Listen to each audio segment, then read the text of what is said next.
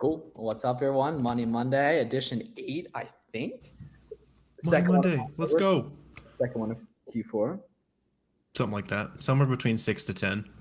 Yeah, I think sounds about right. I think I used 8 in my title. I think it is 8. It's somewhere around there. Cool. What's up, everybody on the replay? Hope you guys are doing great. Getting prepped for Q4. All of us have tons of free info for you on YouTube. If you're wondering where do I start, how do I start making some sales, digging through there. We'll be hanging out live for 30 minutes to an hour though today. Yes. Also, make sure you get registered for the free training going down too. It's linked in the description. Wednesday night, the replay will be available. It's go.thefbaroadmap.com right there. So make sure you get registered for that as well right there. I'll drop a link in the chat. And any cues you guys have, please let us know. We would love to help right there. What's up, everyone on Instagram? Oh, is today Columbus Day? Yep. Yeah, that's funny. I didn't. I think the name changed. Alyssa was saying a couple days ago. It's like I don't know. It's Indigenous people. Yeah, I was gonna say. Yeah, I thought it was. That's a little bit better. What up? I don't know if homie needs a holiday. What up? How to get brand approval for Q4? Go on YouTube, type in Flips for Miles auto-ungating and get ungated in the 100+ brands today for free. No invoices needed. Right there is a great starting point. Still come. All right, man. Whatever works for you, man. You need to be so locked in on the mission. You don't even know what day it is. Right there. Cool. That's how I live 90% of my life, to be honest. Like every day is Tuesday. I never know what day it doesn't matter. Everything's timeless. If you don't have a 9 to 5 or well, we didn't make it very long. Ungating is becoming easier now. We made it. I like the energy. I like the energy. Yeah. I mean, it's not an ungating question though. It's good energy about ungating. Yeah, facts. Yeah, we need more of that. Yeah. Yeah. So let us know what questions you guys have. Happy to help you guys out. Go ahead. If you change your shipping settings to 0 day, we'll update your current FBA listings. Because right now you'll have to change the template that's set to all your listings, but it should. You'd have to try for it to not change your listings currently, basically. Yeah, that's a really, really good question too. That's super important, guys. If you're wondering how to get FBM sales, the answer is to sell FBM on listings that other people are FBMing. Be in 0 day handling time, at least to start building your account in the algorithm, right? And then also use a repricer as well. I'm mad at your video. Oh no, tanked your listing to death. I'm sorry, family. That's why you need to be in abundance of leads right there, so you can be finding tons of stuff. What's interesting is a bunch of leads that I've used as examples just stayed profitable for forever. People are smart, man. Yeah, I've actually noticed that a lot. Yeah. I've been using because if it stays profitable, it's still a good example, and then you're not burning other people's products. So I've been using a soccer ball on Twitter for a while, and it's still profitable for months. I feel like that's the sort of situation where it's like you're hiding it in plain sight, right? People just assume that because it's on YouTube that no one acts on it, and then ultimately it ends up staying profitable. Just setting your price below the buy box mean you might not make as many sales. No. I would just price where the buy box has been, man. Look at your buy box rotation. Look at 80-90% of where the sales are going and price with them. If you're going to undercut the market, you're probably going to obviously leave money on the table. You also might contribute to just lowering the value of that market to begin with, right? But you just stick with the majority of where where the market is hanging out at, and you'll be all right. Do you have a step-by-step sheet written out for getting a system up and running to go from what's FBA to hitting sales goals? Yes. Go to intro-to-amazon.com. Can't believe that domain was only $12. Intro-to-amazon.com. It's 50 pages right there. It tells you everything you need to get going. That's where I would start, and then definitely pull up to the free training on Wednesday night if you can. You get registered at the link in bio where we're talking a ton more of that, basically. Matt said, holy shit, is it Money Monday already? I love the energy. Well, I feel like good to see you, Matt. Yesterday. It's crazy. I know. I feel like the time between these streams is really short. It's like one of the few things that makes you remember that weeks are passing. Yeah. I don't know about you guys, but facts. Yeah, same thing. Same thing with Garrett. What we went to on Saturday feels like forever ago. I know. That was such a good time though, just balling completely alone in the full gym. Garrett actually he got the high school. There's nothing to do on my high school campus except play pickup basketball. So and basically for context on that, my parents teach there, so that's why we're able to just Yeah, I was wondering how you guys were able to get in. I'm like, do they? No, do you get, my like, ID the card flips from and high miles school still makes these days. Yeah, tons of games. Should My I? jersey was in the water slot. Yeah, there's a banner. Yeah, half the There's a stadium is buy box devoted to bandits miles. banner up there. Yeah. Should expedite 2-day and 1-day shipping different price? Honestly, not really. It's easy just to keep them the same, honestly. Like you could, but it didn't really matter. So there was a question we missed: how to talk to the brands for opening wholesale. That's a good question. And a lot of that first conversation is, and Corey does a really good job getting into this, but it's just establishing trust. It's really disassociating yourself from the common Amazon seller, the negative reputation that we've kind of earned over the years, and disassociating yourself from all of that, right? So it's the larger, consistent orders, fluent communication, all those things that really kind of represent sort of a professional relationship. Those are the sorts of things that you want to be attacking. Establish any sort of over or objections that they may have from pre-existing relationships, and really just dig into all of that. And again, it's not going to happen overnight. It's going to be weeks and weeks of follow-ups and probably months of follow-ups, but ultimately you'll probably be able to flourish that relationship into something good if your positioning is on point, on brand, and you establish that trust and credibility up front. For sure. What to do when a larger seller dumps the price, scare off new sellers? If they have a ton of stock, then just drop the price, especially if they're going to be in stock for forever. But a lot of times, just because they're a big seller doesn't mean they're going to be crushing you forever. Like you get, like that's one of the best parts of Amazon. You'll see people with like 4 feedback making just as many sales as Zappos on a listing. Like, well, and the other thing too is that a lot of times those larger sellers just got the product at a much lower price than you did. So what might be break even or at a small loss for you might still be profitable for them. So you got to keep that in mind. And like Warner said, especially if they have a lot of units in stock, you might be sitting there for a while. Does FBA drive more sales over FBM? Yes, absolutely. Because when you do FBM, the shipping company makes the individual shipping costs and there's no FBA fees. But when you do FBA, Amazon makes the majority of the fee money essentially. So they prioritize that. However, the closer we get to Christmas, the more FBM opportunity there's going to be. So a lot of you guys should be cleaning up FBM. Finally, I saw some anti-FBM propaganda on the timeline. I saw the same thing. Finally.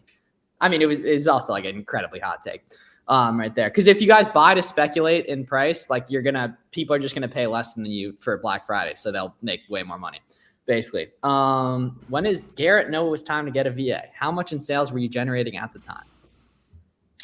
Man, I only have social media VAs. I really don't, because we have a team, right? There's myself, my brother. We each have significant others that helps. I mean, there's a 4 of us that are kind of working on the daily, weekly basis. So we don't really need a VA, and everything's wholesale, so it's just naturally a lot less time intensive to begin with. They got that highly paid team. No VA is necessary. They really highly paid as of recently.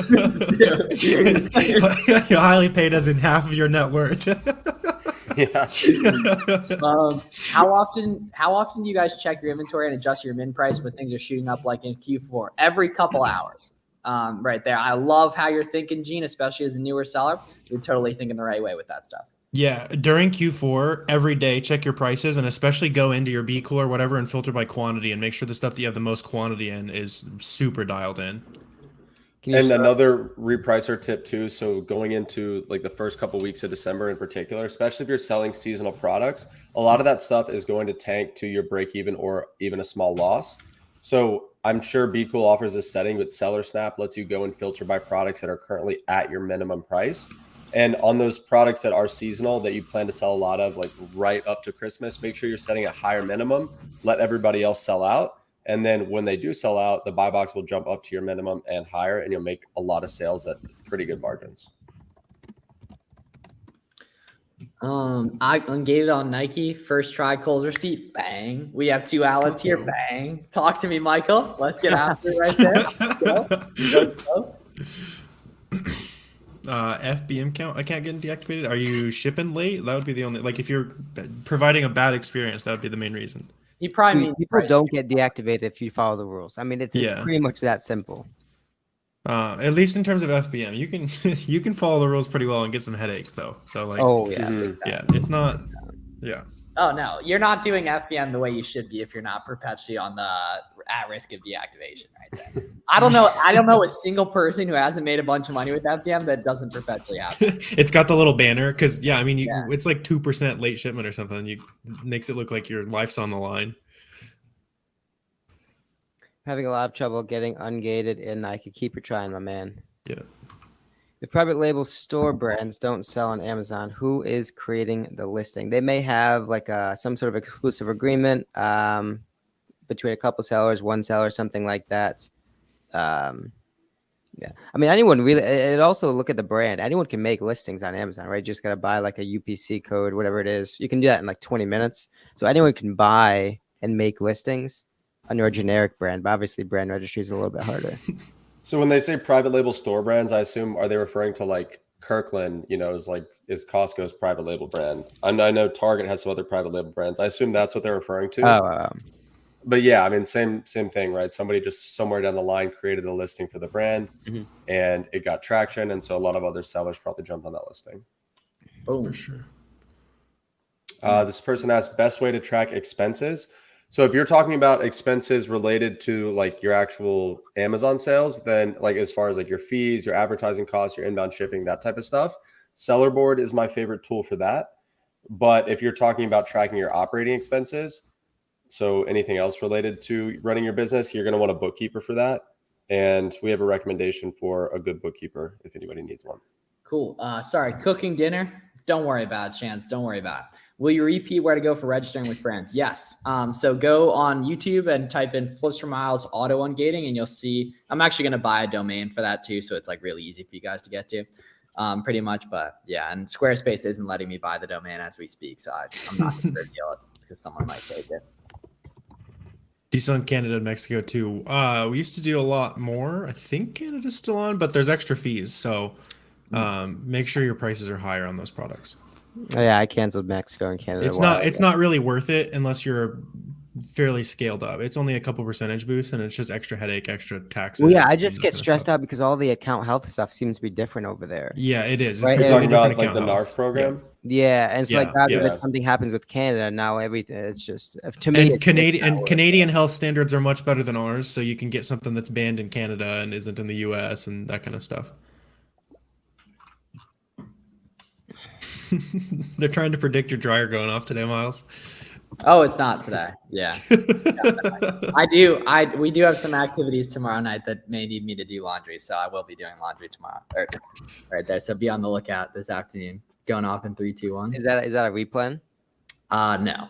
It's a test order. Seller fulfilled Prime. No, don't do seller fulfilled Prime. I wouldn't wish seller fulfilled Prime on my worst enemy, to keep it a buck with you.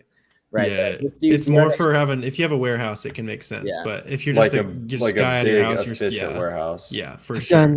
I've done 21K in sales my first year in sales. My thing is sales. I have done what? I have a system in place. I'm thinking about setting up my house. Watching you read that was just funny. You're like in sales. I mean, talk to a CPA about the whole LLC thing. All of us kind of went into that with different cadences. There's a lot that's variances depending on the state. So I would just talk to our CPA. Yeah. Short answer, it probably makes sense for you. It's usually pretty cheap.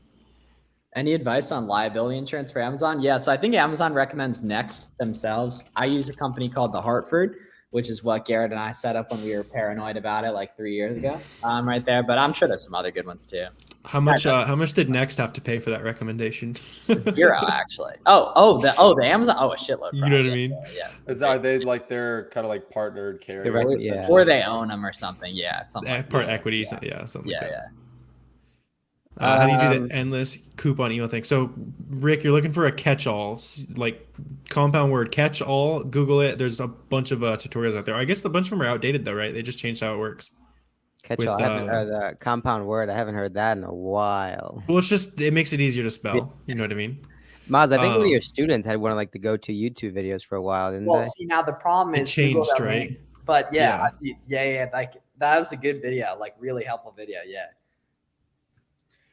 So this person said, so shout her out as well. So her name's Ashlyn Haddon.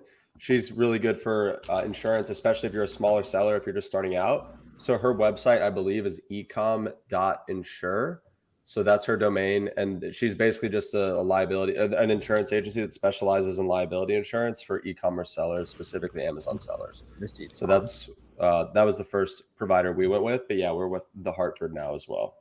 Yep. With 0 day handling time, is it possible to do pickups? Definitely. Homie's already getting banned out here. That was a quick one. I don't even see what they said. 18 times. He typed the same message 18 times in a Oh, row. I didn't even see it. Yeah.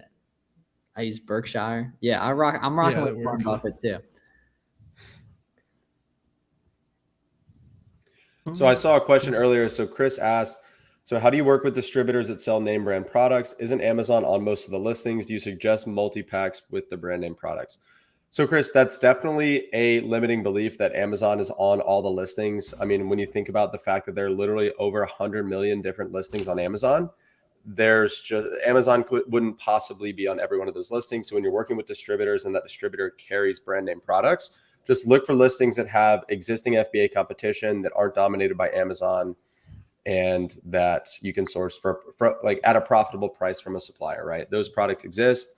You've got to search for them. If it was that easy, everybody would do it, but they're definitely out there. Man, even the products where Amazon's on the buy box 100% of the time, you're still seeing that offer count go down and up, right? Mm-hmm. I mean, so though even like those ones are flying, there's still opportunity. I mean, and it's again the limiting belief that you have to get over, but there's opportunity literally everywhere.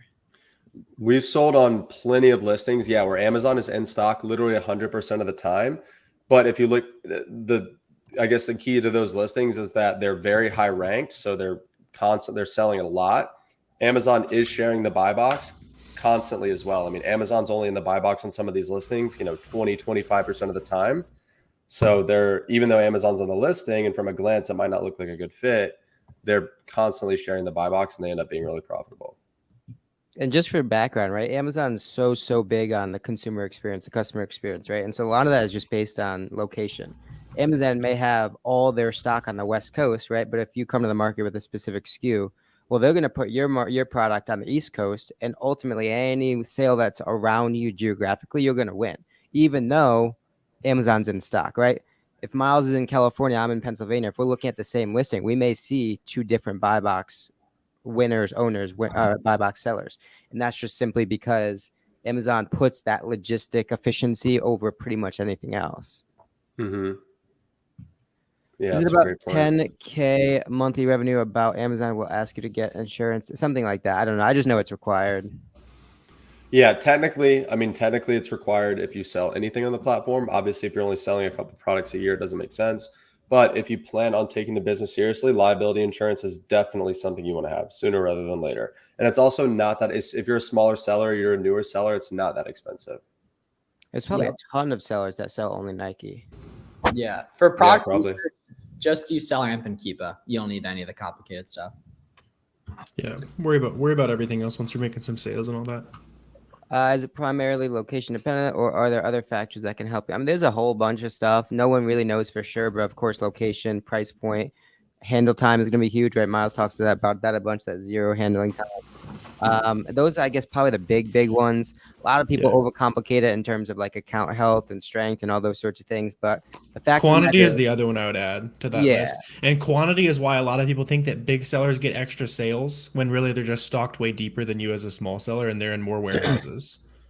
The fact of the matter is, though, I mean, don't worry about things that are out of your control, right? You can't manufacture reviews out of nowhere. Fact of the matter is, if you're buying consistently products that move and are priced competitively, you'll get sales regardless. Yep. And repricer and 0 day handling time are the big things, and being on listings that other people are FBMing. Looking to utilize seller fulfilled prime when it comes to hazmat. I don't really know anything about that, my friend. That sounds like a nightmare. Not only are you shipping hazmat, but you're also having to get it to the customer in 2 days. I don't even know if that's possible on a lot of listings. Can I start up? If you're spending precious hours of your day listening to us talking heads on YouTube, I would be shooting higher than the individual account. You're not going to be get the buy box. It's $40 a month. You probably spend $40 a month on a lot worse things each and every month. So I would just go with the professional. Yeah, like your one DoorDash a month or something is $40. So Yeah, take your like biz seriously, right? one Chili's stop Yeah. maybe $40. Whoa. No Chili's slander in the You're Yeah, a Chili's loyalist, Miles? Chili's is my sacred place, low key. It's your sacred Jared and I place. have been there twice. But I will. So to add to that too, so what a lot of people don't realize is that when you have an individual account, it's actually more expensive than the professional account if you sell more than 40 units in a month. Because if you have an individual account, you have to pay an extra $1 per unit sold. Whereas if you have the professional account, it costs $40 a month, but that $1 per unit sold fee is waived. So basically, if you sell more than 40 units in a month, the professional plan more than pays for itself. So if you plan on, or really what you can do is just like wait until you sold 40 units, which I mean, if you're going hard, should take you less than a week. Yeah, that's what I'm saying. Like, I mean, if you really want to test the waters, sell 40 units and then upgrade. Yeah. But if you're going to sell 40 units, you can sell 4,000 with like the same skill set. So you guys, so I think we all use SellerBoard at this point.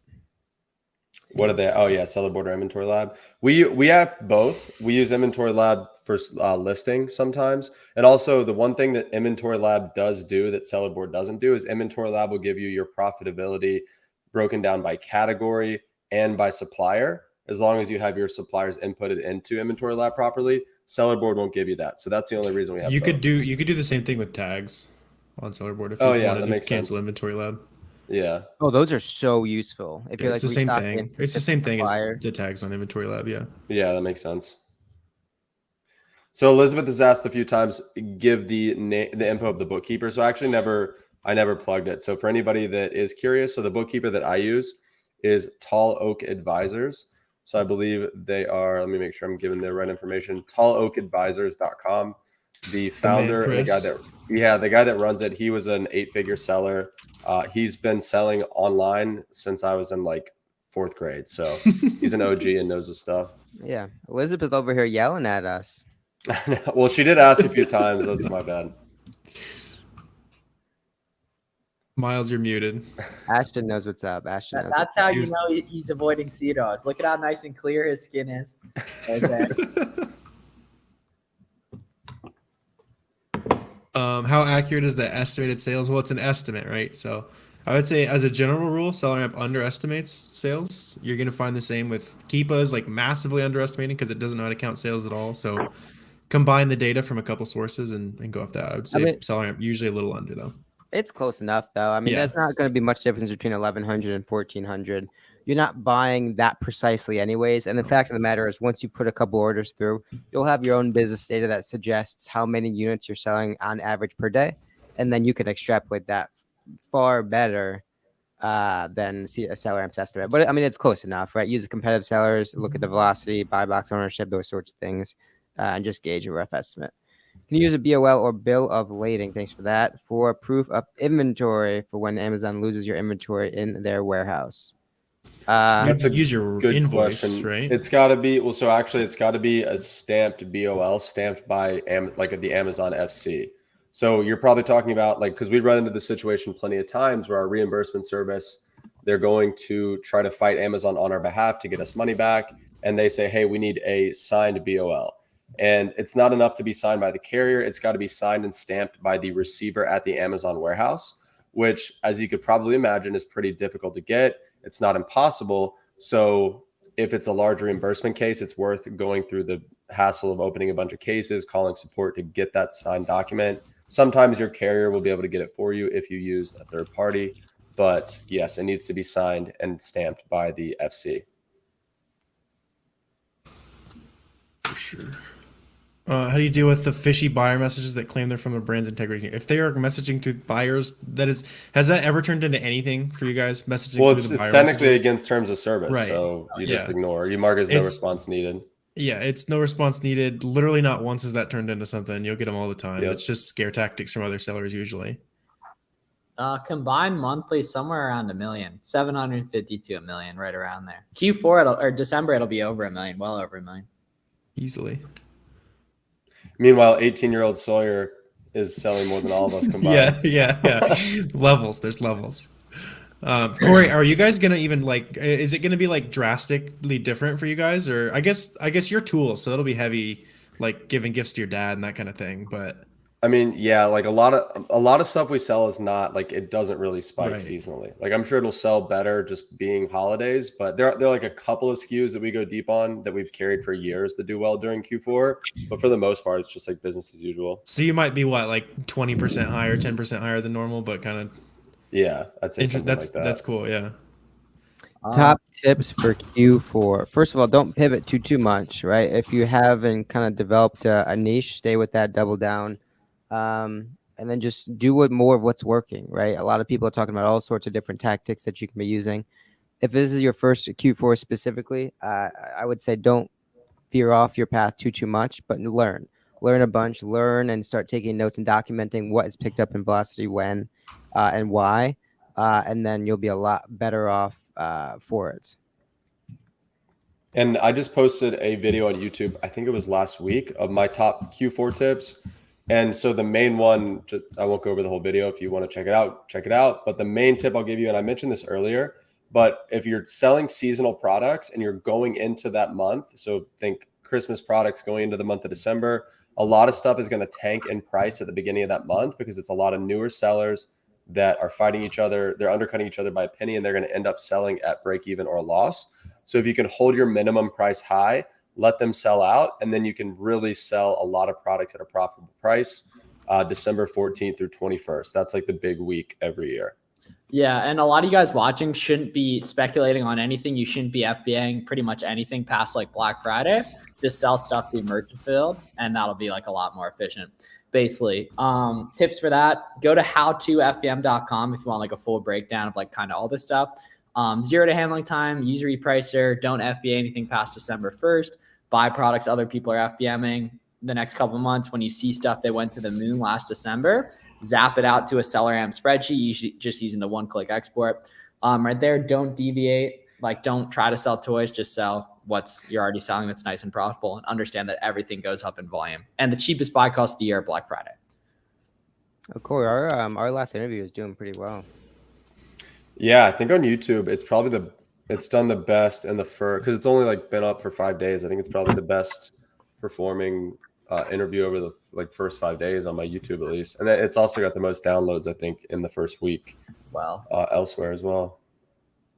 And I think the first episode, Garrett, which was episode 1, the one I did with you first, I think that episode and then your current episode are the 2 best performing. So we'll have to have you back every like 3-4 months.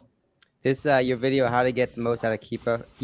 My boy is cheesing. Oh yeah, this thumbnail pictures. We took a bunch of them. Yeah, look at. I was actually waiting for somebody to. I was like waiting for somebody to comment or like call me out on that. We took a bunch of those in Vegas. Are you doing the YouTuber face on the thumbnail? Yeah, I'm just like, it's such a goober couldn't smile. Be smiling heavier. It's so I'm pretty sure Grant like cracked a joke or something as we were taking those, and I just was like started cracking up, and they just like. My boy is cheesing. Is my dog Mansoor making all these?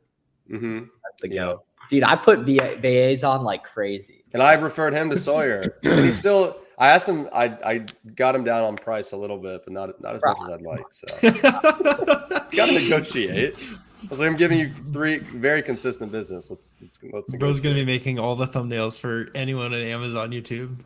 So when replanning in Q4, do you increase your buying volume? Yeah, of course, right? If something's selling great for you, you're not going to buy less of it. You're going to buy more of it, but the data is going to tell you when, right? Like for example, some of you guys are, a little worried about buying big quantities of stuff. Great. You don't have to at all, right? The only time you should be buying big quantities of stuff is when you've already proven that it's a winner and it's time to buy more of it. It's December 1st. It's December 10th, whatever.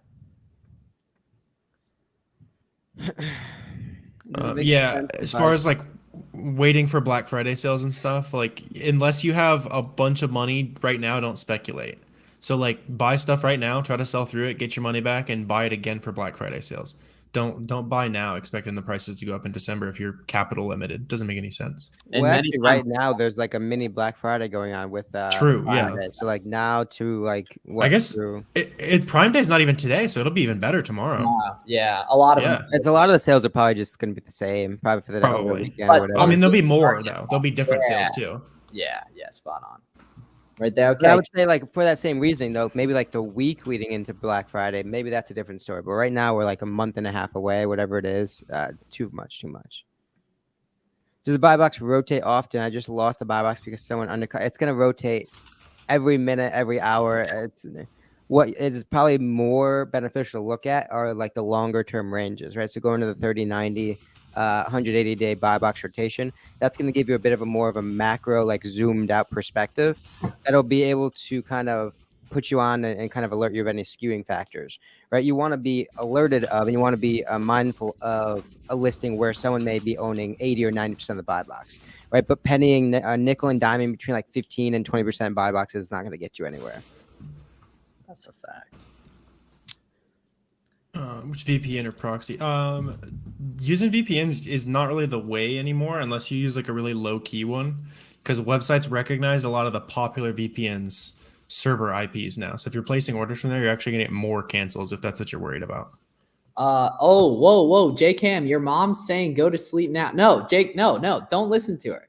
Right there. It's good. 3 a.m. is after you're chasing your dreams. Mom's saying go to bed. Don't listen to it. Nah, I'm kidding. So I did most of my sales with reverse sourcing, but now I notice leads crash more often with reverse sourcing. How do I avoid that and get better with manual sourcing? Because I can't ever find anything. First and foremost, right, it's looking for the adjacencies of all the products that you're already buying, right? Looking for smarter sellers, looking deeper inside those brands, maybe other variations, other listings, et cetera, et cetera. So start there, but also it's just kind of an experience thing of getting used to and getting familiar with different sites. Looking for the coupon codes that may be not as mainstream, looking for the sales, hopping on the sales, and being quicker to market, right? Because ultimately, the fact of the matter is you can buy those mainstream products that are on Nike's sale, those sorts of things, if you're quicker than everyone else. So that's using, obviously, merchant refill, curbside pickup, maybe all those sorts of things. Yeah, store pickup, expedited shipping is pretty gangster too. On that, how long will you run weekly meetings for your paid course? There's no plan to stop them. So, yeah, we've been doing them for almost 2 years now, right? Yeah, yeah. For I guess roadmap, a year and a half. Yeah. Oh, you guys do weekly calls for roadmap in like their Discord? Yeah, Yep. So in the Discord, Nice. yeah. Speaking of which, did you put something in school about Wednesday, Miles? Oh, true. Let me do that. Thank you. Do you only sell clothing and beauty? No, man. Anything that's profitable, Jacob. We'll probably be heavier in clothing this Q4 than we are normally, just because that type of stuff sells so much better. But yeah, vitamins, makeup, grocery, anything. So Milton said, I have a few products that have been in FC transfer for 2 weeks. Is that normal?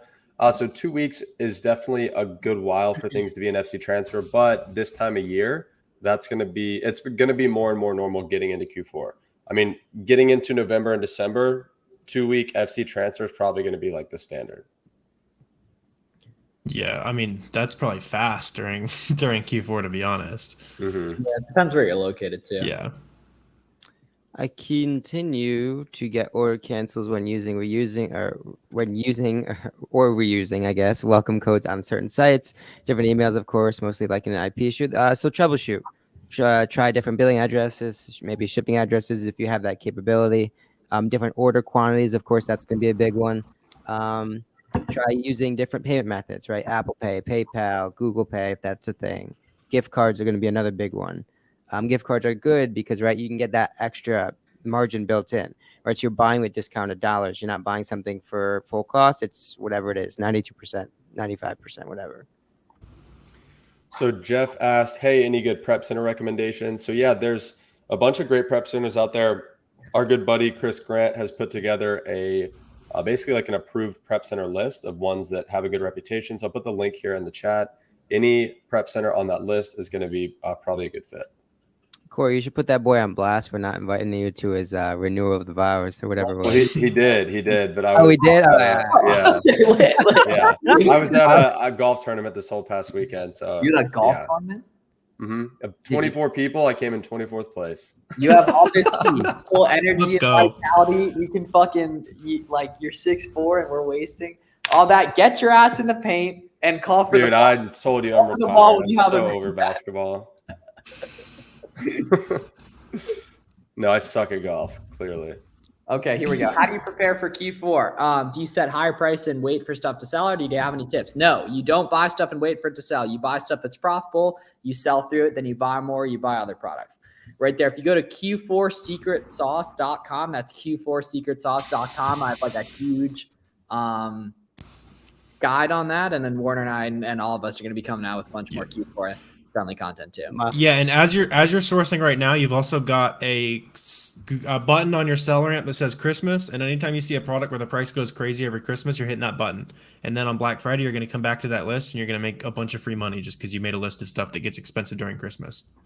Miles is just going to accumulate all like the Amazon domains and then resell them to next generation of Amazon sellers. That's actually smart. Dude, I don't know how some of these ones, like Intro to Amazon is crazy that's available. Or 15 years, Miles is just going to sell his own was available library to everyone else. Dude, this guy I was hanging out with this weekend in the 90s. He had something crazy. I think it was like discouraged.com or something crazy. And he sold it for like 100 racks back then. It would have been like tens of millions now. Probably more than that. Yeah, no. Yeah, exactly. Yeah. Can I do repeat orders on stores that let me do a 10 per item? So again, every store is going to operate differently.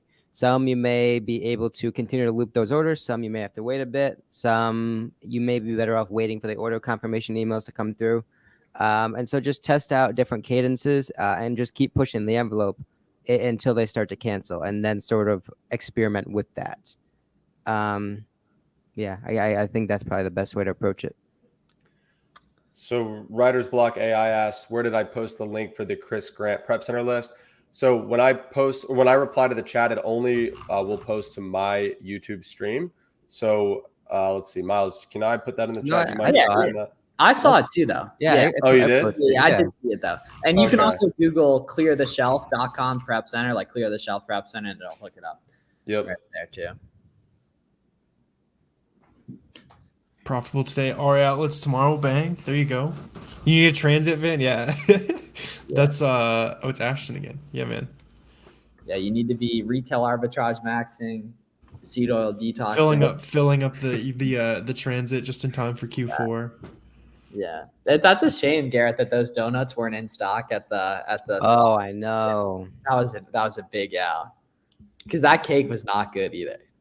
Yeah, well, for March Madness, I guess we'll be back. Oh, we're running that back. Oh, yeah, for sure.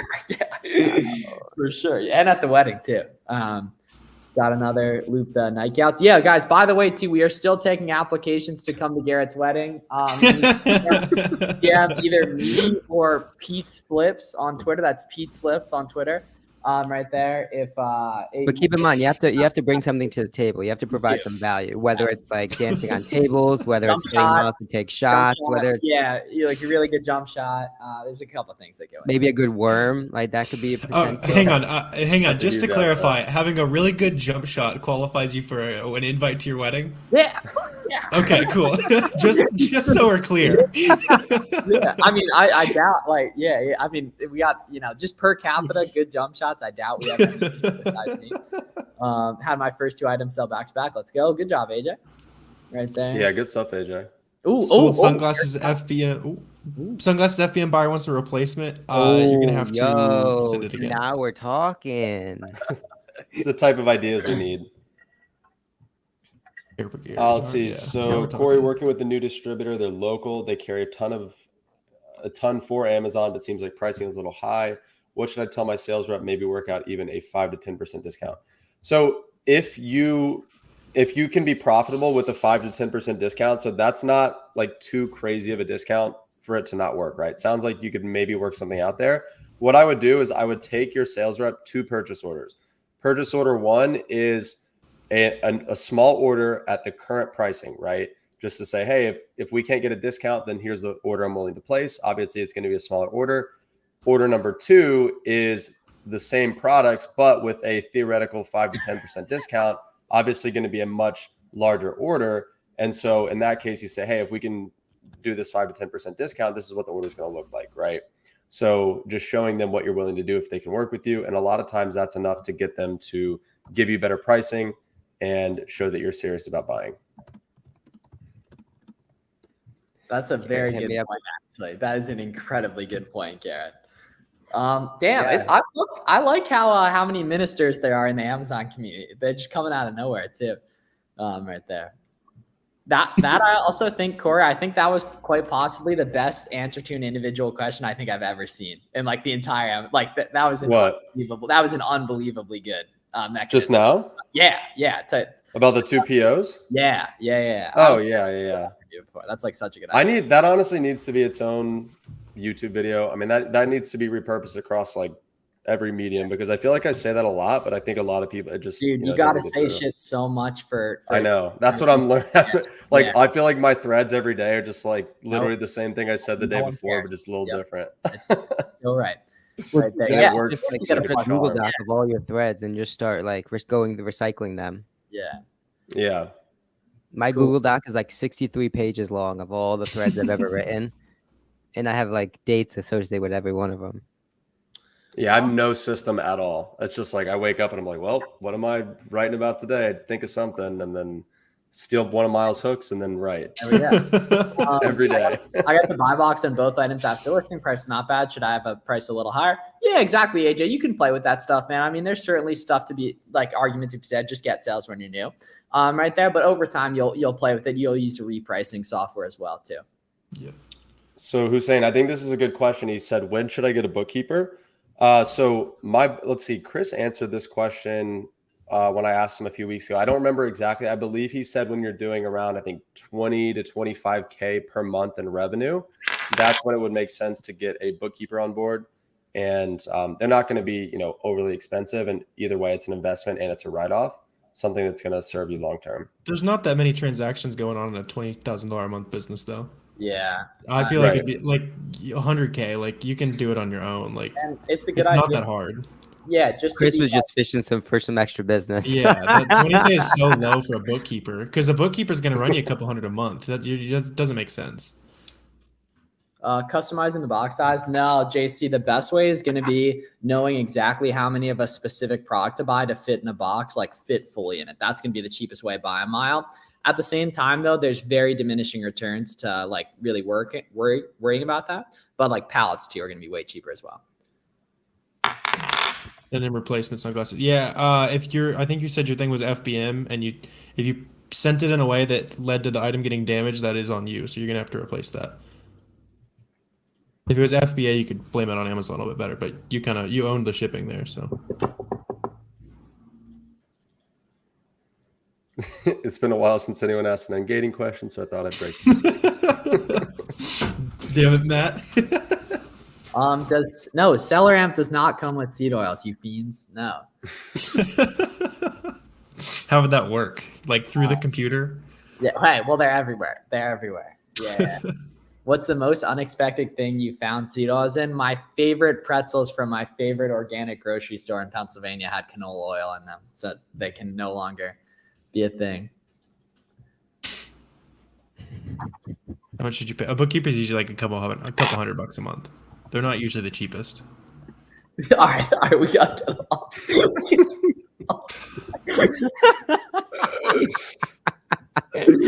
All right, cool. So, guys, we're gonna hop off in a sec because I have to go hand out some buckets at the YMCA.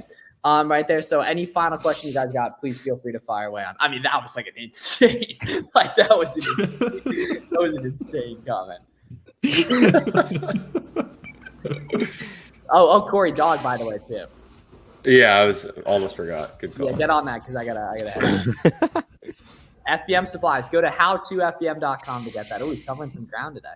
Oh, yep. There you go. I got you, writer's block. They'll save you some headaches. Yeah, we are working on that SellerAmp update. There's like generic ASIN alert, private label, and we're gonna have seed oil alert too. Oh, here we go, ladies and gents. There it is. The ceremonial closing. It's the closing ceremonies. Hit the curls, actually. Yeah. Maybe a squat or two. Maybe a squat. No, I can't. I did legs this morning. I can't squat. I just woke him up. He just let out the biggest sigh. He was like, ugh. This again. It's like I'm getting used for content again. Come on. Such a big body bends. All right, now throw him. Now And actually drop some W's in the chat, ladies and gents. Yeah, drop some W's in the chat. It's like this is your first stream, Corey. That was a good one. That was a good form today. Good form. Good form. Yeah, good form. Cool. All right. Make sure, everyone, you go follow all these guys on socials. Get registered for the free training going down Wednesday night. go.thefbaroadmap.com/register right there. I'm going to go hand out some buckets at the YMCA, and we will see you guys next Monday and then throughout the week for other streams too. See ya. Bang. See you guys. Yep.